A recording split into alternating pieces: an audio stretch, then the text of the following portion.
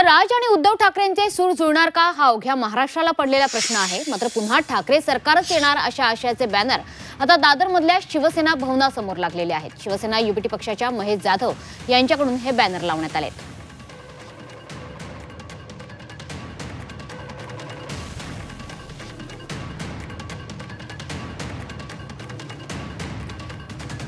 तर याच बातमीवर आपल्याशी बातचीत करणार आहेत, माहिती देणार आहेत आपले प्रतिनिधी ओम देशमुख सध्या आपल्यासोबत जोडले गेलेले आहेत। ओम, या बॅनरवर नेमकं काय काय लिहिलेलं आहे आणि राज उद्धव ठाकरे यांच्या युतीबाबत काही संकेत या बॅनरमधून मिळतायत का? मनश्री, खरं तर जसं आपल्याला माहिती आहे की 2 दिवसांपूर्वी शिवसेनेचे वर्धापन दिनाचे मेळावे मुंबईत साजरे झाले आणि त्यानंतर राज ठाकरे उद्धव ठाकरेंच्या युतीबाबत देखील चर्चा सुरू झाली।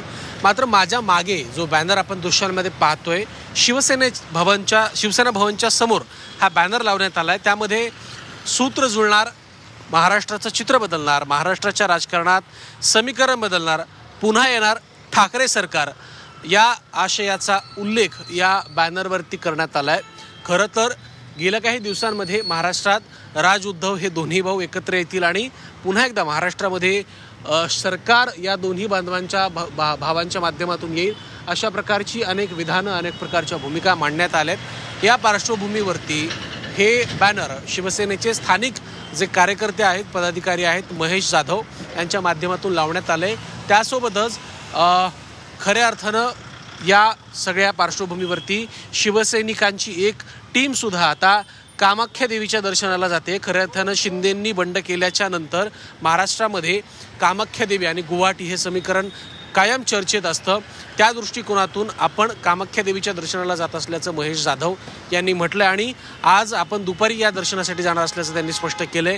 ठाकरे सरकार येईल अशा प्रकारचा आशावाद त्यांनी व्यक्त केलाय। त्यामुळे येत्या काळात राज उद्धव यांची युती असेल किंवा स्थानिक स्वराज्य संस्थांमधल्या निवडणुका असतील, या सगळ्यामध्ये ठाकरे गटाचा रोल कसा असेल किंवा त्यांचा परफॉर्मन्स कसा असेल यावर पुढची अनेक गणितं अवलंबून असतील।